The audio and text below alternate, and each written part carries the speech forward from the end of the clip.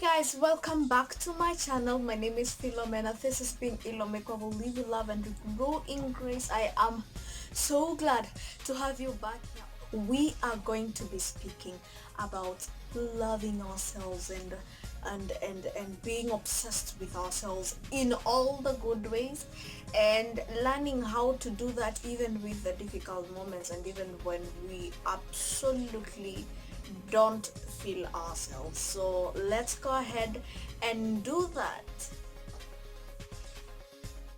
So before we proceed, I'd like to remind you to subscribe. Don't forget to subscribe if you have not subscribed, and if you're new to this channel, please subscribe so that you may get these videos when I post them, and turn on notifications so that you may get reminded when I post my videos. So yeah, let's do this. If you know me, then you know that I love myself. That like, this is just one of those things I have no problem with. That, like, I have to keep working on it, but it's not one of things that I have to worry about that I don't have in my life. I love myself. This is the one thing that I don't know if people know, is that I enjoy my own company and I love being alone. I just know that while growing up, I never felt I always felt like it was not I was encouraged to love myself, but I was allowed. There was permission for me to stand in front of people and do my thing and say what I've got to say. Be corrected, but with a lot of love. I know that if I would stand in front of people and say that I'm beautiful and that I'm strong and that I can do this thing, I was allowed to do that. And I will not say that it was intentional. I just think that that is how people around me knew how to grow us. And so I took that on. I just knew that I was celebrated. I knew that there was no doubt that I was loved, and I knew then that because of choosing to say, oh, I am beautiful, oh, I can do this thing well, I can sing, I can like, I'm good at this thing, or even with my weaknesses, like, I never felt stopped, or no one told me, oh no, shut up, we don't want to hear about this anymore, or while I'm trying to say something, someone shuts me down. I don't ever, like, I don't remember ever having that. But I do know that there was a discipline around what to say, how to behave. Of course there was, to make sure that you respect people around you, make sure that you are considering other people's feelings and what you say, how it could affect them. So I feel now, looking back, that like, that was a good balance of knowing, because when you love yourself, sometimes there's a thin line between loving yourself and being proud and excuse me, and shutting other people down so that you can feel elevated. Not being considerate about other people's feelings, and not being considerate about where other people come from and how you are different from other people, and if your opinion is different from other people, and that is okay, but that you have to allow them also to have their voice, to be who they are, while you're still having your voice, and not having to go quiet so that other people can have their voice, or not having to be too light so that other people don't have their voice. This is the thing, if you don't walk in other people's shoes, you will never get to understand what they go through, and you will not, if you never hear about it, if you never learn about it, you will never know that there are different shoes for different people. You will think that everyone, the experiences that you're having is what everyone should be going through, and it's the path that everyone should be walking, except it's not. And so for me, I know for sure that growing up, because I was confident and loving myself myself and thinking that I'm beautiful and I'm strong and I can do anything really that I put my mind into, I thought that everyone else was like that. And then thankfully, I think the first time that I heard about low self-esteem and self-loathing and people not loving themselves, I think was in school, when there's this unit. I don't know if it's theory or what it is, or is it science, where we are taught about peer pressure and low self-esteem, and I think most of it should be CRE, where we don't love ourselves and all that. And first of all, it was shocking, but then as the more I got to interact with more people and see these traits that I read from the book, that's when I started realizing that there's something like that is actually something that real people go through, where they are not confident with who they are. They don't even know their abilities, their skills, and therefore they have nothing to trust in about themselves. They just feel bad, and I didn't understand it.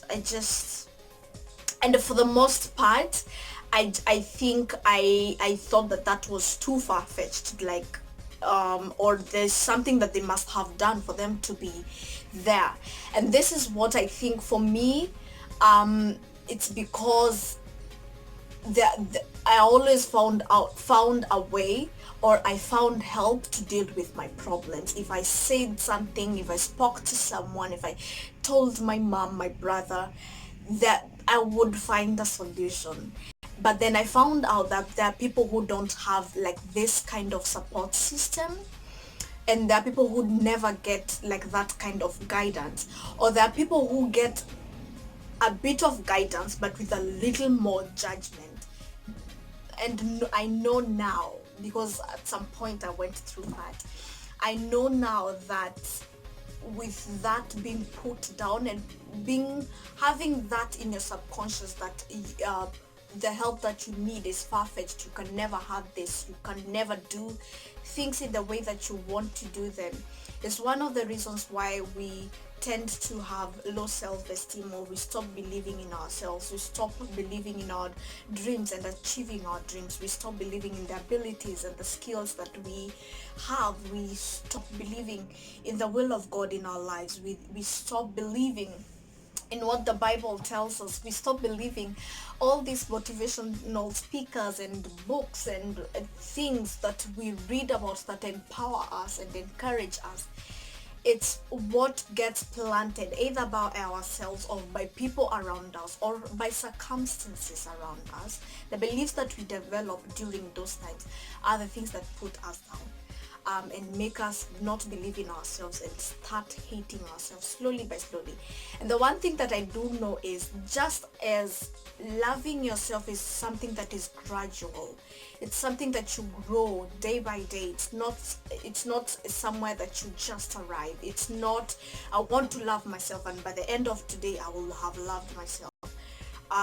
It's something that is gradual. You build on it. You do one thing one day and it gets you to one level, and then you can work on the next level and on the next level. And through this, there's no top level. You're always working on it. And as true as that is, self-loathing and the other side of that coin, hating ourselves and speaking harsh words to ourselves and letting other people take power from us and not believing in our abilities and our skills and all the things that God has put in us, it also is gradual. You only need one person to tell you one wrong thing, and then the next day you actually start noticing how bad you are at that one thing, and then you start believing it, and slowly and slowly and slowly, when you are here at this level loving yourself, you start going down and down and down.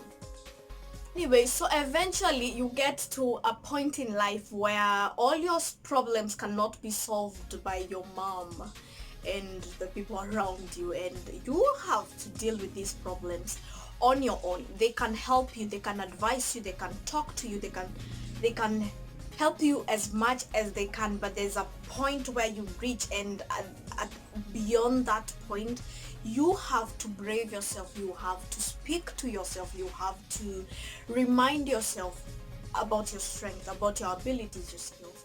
Some of the things that I've really learned about loving myself, and a little more intentionally, and especially in this part where it's not just about people encouraging you and people telling you, yes, Philomena, you are the it, we believe in you and we think you can do it.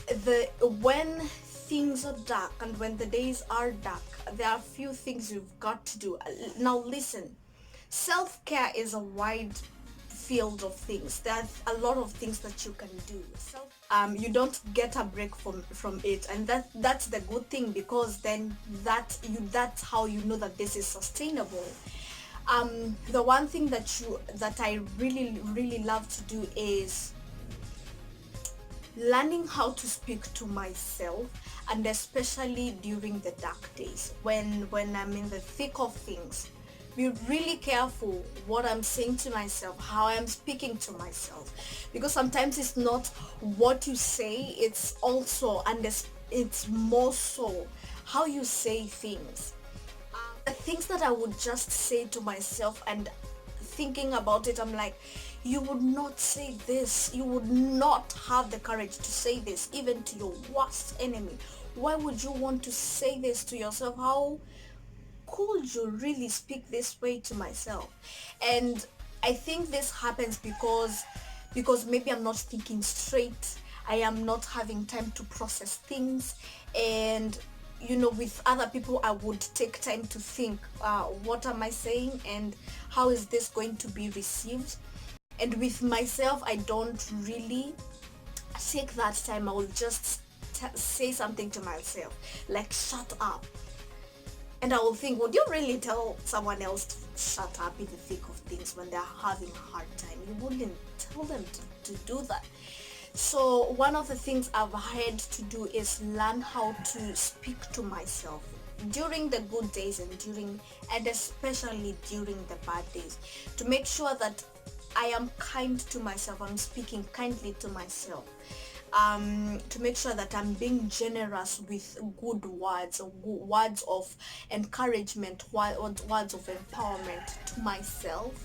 If I would go out to encourage someone else, then I need to also encourage myself during this time when I'm going through this hard season, to learn how to enjoy my company, and especially when I am lonely or bored, going on a social media break or going on a screen break. A screen break is for me going for like a week or 2 weeks, where I spend a limited amount of time on maybe my phone or on TV, just any screen that distracts me, so that I'm not in my own thoughts, so that I'm not by myself, I don't feel alone, and I feel like I'm busy.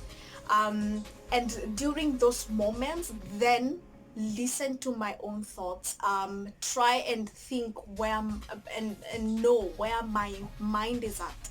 What are the things that I'm worried about? Deal with those. What are the things that I'm excited about? Plan those. Enjoying my own company. And let me tell you, this is the funniest thing. Like, when there's sometimes when I'm with people and there's a lot of noise that is happening, and I'm like, I am craving some alone time where I'm alone and there's quiet, there's no music, there's no one else speaking, there's just me in my thoughts, making myself laugh, doing crazy things, taking a break from everything, taking a little nap, just learning how to enjoy my own company. And also there's this thing that I used to do, that every time that there was nothing to do, I would force myself to sleep. Like I said, I love sleep, but sometimes I feel like you can have, like, with the things that you love to do, you can go overboard with them. And so now I learned that when I get like 8 hours of good sleep at night, during the day there's no chance that I'm going to be sleeping, and therefore during those times then I learn to enjoy my own company. what are the things that I could do right now so that I can enjoy my own company. No TV, no phone, no music in the background, nothing. Just quietness, think about stuff, do stuff by myself, things that I love to do. To show everyone around me how to love me and how to deal with me. It's so easy for people to be around you when you are having a good time, when you're in your best set of mind, when you're in your good place, when you're thriving, when you're doing good. It's so easy for people to be around you, and people will not have a problem when to be around you when you're going through your best moments. They will be there, they will congratulate you, they will be there to celebrate with you because they do not have to deal with any kind of darkness, and darkness scares people. But life is not always celebrating and good times and all that. Sometimes you will get those dark days, and you've got to know what it is that you need during those dark days so that you can teach people how to speak to you, how to deal with you, and how to love you during those moments. So that is it from me today. See you on the next one.